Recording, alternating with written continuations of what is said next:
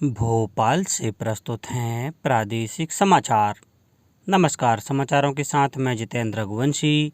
पहले मुख्य समाचार।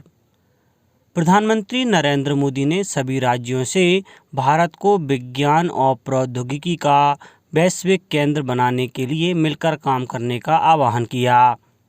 मुख्यमंत्री शिवराज सिंह चौहान ने अधिकारियों को दिए निर्देश, किसानों को पर्याप्त यूरिया उपलब्ध कराया जाए। भारतीय रिजर्व बैंक अवैध ऋण ऐप पर अंकुश लगाने के लिए वैध ऐप की सूची जारी करेगा और प्रदेश में कोविड वैक्सीनेशन के लिए 14 से 28 सितंबर तक चलाया जाएगा महाअभियान। अब समाचार विस्तार से।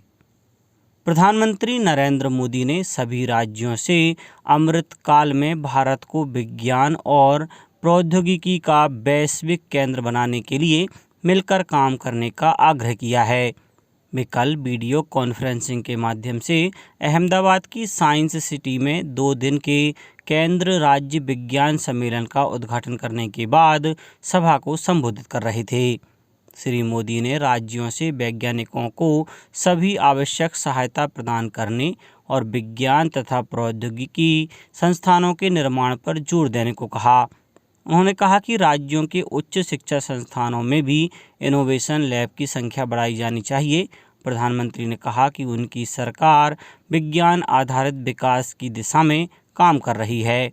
उन्होंने कहा कि 2014 से विज्ञान और प्रौद्योगिकी के क्षेत्र में निवेश में काफ़ी वृद्धि हुई है। श्री मोदी ने कहा कि लोगों की समस्याओं के समाधान के लिए विज्ञान और प्रौद्योगिकी से संबंधित अनुसंधान को स्थानीय स्तर पर ले जाने की आवश्यकता है। भारतीय रेलवे नई तेज रफ्तार रेलगाड़ी शुरू करेगा। इसका नाम वंदे भारत 2 होगा और इसकी अधिकतम गति 180 किलोमीटर प्रति घंटा होगी। इस रेलगाड़ी में यात्रियों के लिए टेलीविज़न और 15% अधिक ऊर्जा वाली एसी सुविधा होगी और मांग पर वाईफाई सुविधा भी उपलब्ध कराई जाएगी। मुख्यमंत्री शिवराज सिंह चौहान ने कहा है कि किसानों को पर्याप्त यूरिया की उपलब्धता सुनिश्चित की जाए। इसके लिए इस तरह की व्यवस्था बनाई जाए कि किसानों को कोई परेशानी ना हो। श्री चौहान ने कल भोपाल में अधिकारियों के साथ बैठक में यह निर्देश दिए। इस बैठक में जबलपुर संभाग के अधिकारी वर्चुअली शामिल हुए। मुख्यमंत्री ने जबलपुर में यूरिया वितरण में हुई अनियमितताओं को लेकर की गई कार्रवाई के बारे में भी अधिकारियों से जानकारी हासिल की। श्री चौहान ने कहा कि राज्य शासन ने 70% यूरिया शासकीय एजेंसियों और 30% यूरिया निजी एजेंसियों से वितरित किए जाने के निर्देश दिए हैं। इन निर्देशों का उल्लंघन करने वालों पर कड़ी कार्रवाई की जाए। जबलपुर संभागायुक्त ने मुख्यमंत्री को जानकारी दी कि यूरिया वितरण मामले में अनियमितताओं पर 3 लोगों के विरुद्ध एफआईआर की गई है, जबकि 2 लोगों को हिरासत में लिया गया है। मुख्यमंत्री शिवराज सिंह चौहान ने निर्देश दिए हैं कि पशुओं में फैल रही लंपी स्किन बीमारी की रोकथाम के लिए सभी आवश्यक कदम उठाए जाएं। उन्होंने इस बीमारी से प्रभावित क्षेत्रों से लगे जिलों में अतिरिक्त सावधानी बरतने और अन्य राज्यों से आ रहे पशुओं पर भी प्रतिबंध लगाने को कहा है। मुख्यमंत्री ने लंपी से बचाव के लिए अधिक से अधिक पशुओं में आवश्यक टीकाकरण सुनिश्चित करने के भी निर्देश दिए।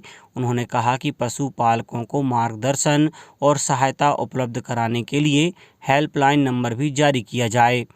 उल्लेखनीय है कि प्रदेश के 10 जिलों में 2000 से अधिक पशु लंपी बीमारी से प्रभावित हुए हैं, जिनमें से 1700 से ज़्यादा पशुओं के स्वास्थ्य में सुधार हुआ है।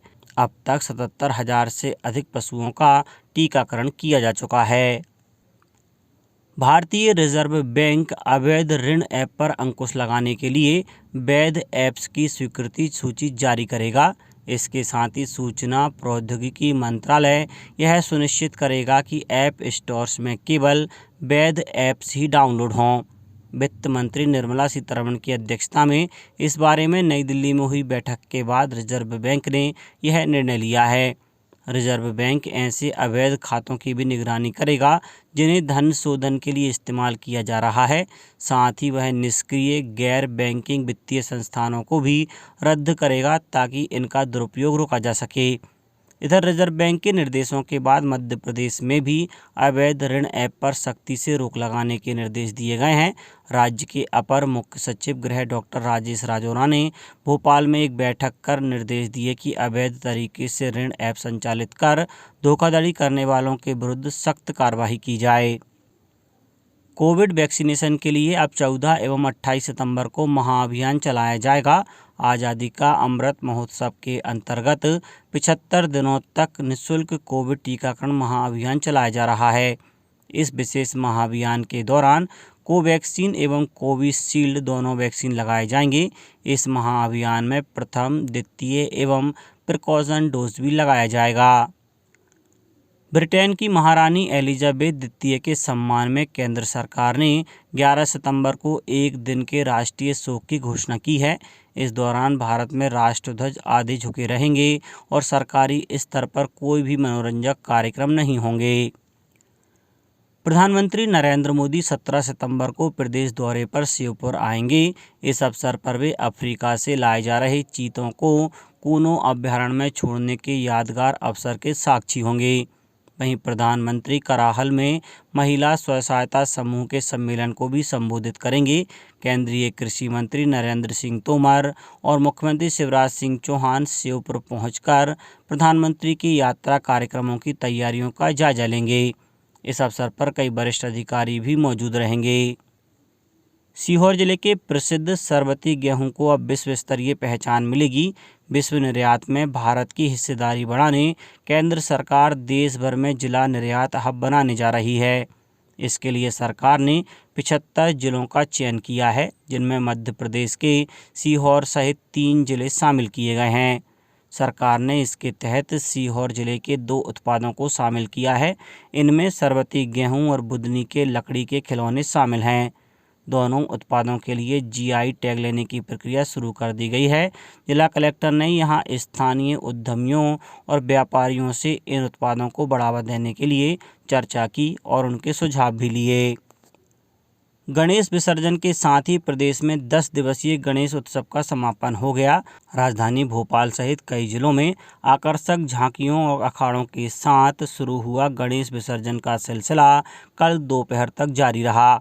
बैतूल जिले में गणेश विसर्जन से पूर्व चल समारोह निकाले गए और गणेश प्रतिमाओं का विसर्जन किया गया। वहीं धार जिले में इस अवसर पर परंपरागत झांकियां निकाली गईं। अलग अलग संगठनों ने जगह जगह झांकियों का स्वागत किया। सीहोर में गणेश विसर्जन के दौरान निकली झांकियों के दर्शन के लिए बड़ी संख्या में श्रद्धालु जुटे। वहीं आगरमालवा में परंपरागत चलित झांकियां निकाली गईं और देर रात तक प्रतिमाओं का विसर्जन किया गया। जबलपुर, नर्मदापुरम और बड़वानी सहित अन्य जिलों में भी देर रात तक झांकियों की धूम रही और गणेश प्रतिमाओं का विसर्जन किया गया। अब कुछ समाचार संक्षेप में। कल से 15 दिवसीय पितृपक्ष की शुरुआत हो गई है। इन दिनों लोग अपने पूर्वजों की आत्मा की शांति के लिए पूजा अर्चना, दान पुण्य और पिंडदान करते हैं। देवास में जलवायु आधारित कृषि के तहत संचालित मिशन सुनहरा का प्रशिक्षण कार्यक्रम आयोजित किया गया, जिसमें कृषि अधिकारियों को सोयाबीन फसल के लिए तकनीकी प्रशिक्षण दिया गया। बैतूल जिले में पशुओं में फैलने वाली लंपी बीमारी को देखते हुए सतर्कता उपाय किए जा रहे हैं। पशु चिकित्सा उपसंचालक डॉक्टर विजय पाटिल ने बताया कि इस बीमारी की रोकथाम के लिए पशुओं के लिए आवश्यक टीकाकरण किया जा रहा है। आगरमालवा जिला मुख्यालय पर इस माह से पेपरलेस बिजली बिल व्यवस्था लागू की गई है। कार्यपालन यंत्री बीएल गुजराती ने बताया कि इस माह से विद्युत उपभोक्ताओं को प्रिंटेड बिल नहीं आएंगे, बल्कि मीटर रीडिंग उपरांत रजिस्टर्ड मोबाइल नंबर पर संदेश के माध्यम से बिल की जानकारी प्राप्त होगी। अशोकनगर जिले में मलेरिया प्रभावित 17 गांवों में होम्योपैथिक दवा पिलाई जा रही है। मलेरिया रोकथाम के लिए अब तक करीब 20,000 लोगों को यह दवा पिलाई गई है। नर्मदापुरम जिले में कार्य में लापरवाही पर जिला पंचायत सीईओ मनोज सरियाम ने 11 कर्मचारियों को कारण बताओ नोटिस जारी किया है। और जबलपुर रेल मंडल में 5 सितंबर से चल रही राष्ट्रीय वॉलीबॉल स्पर्धा का कल समापन हो गया। इस स्पर्धा के फाइनल मुकाबले में पुरुष वर्ग में रेलवे सुरक्षा विशेष बल ने खिताब अपने नाम किया। वहीं दक्षिण रेलवे की टीम उपविजेता बनी और दक्षिण पश्चिम रेलवे की टीम तीसरे स्थान पर रही। अंत में मुख्य समाचार एक बार फिर। प्रधानमंत्री नरेंद्र मोदी ने सभी राज्यों से भारत को विज्ञान और प्रौद्योगिकी का वैश्विक केंद्र बनाने के लिए मिलकर काम करने का आह्वान किया। मुख्यमंत्री शिवराज सिंह चौहान ने अधिकारियों को दिए निर्देश, किसानों को पर्याप्त यूरिया उपलब्ध कराया जाए। भारतीय रिजर्व बैंक अवैध ऋण ऐप पर अंकुश लगाने के लिए वैध ऐप की सूची जारी करेगा। और प्रदेश में कोविड वैक्सीनेशन के लिए 14 से 28 सितंबर तक चलाया जाएगा महाअभियान। इस बुलेटिन में इतना ही। घर पर रहिए, सुरक्षित रहिए और सुनते रहिए प्रादेशिक समाचार। नमस्कार।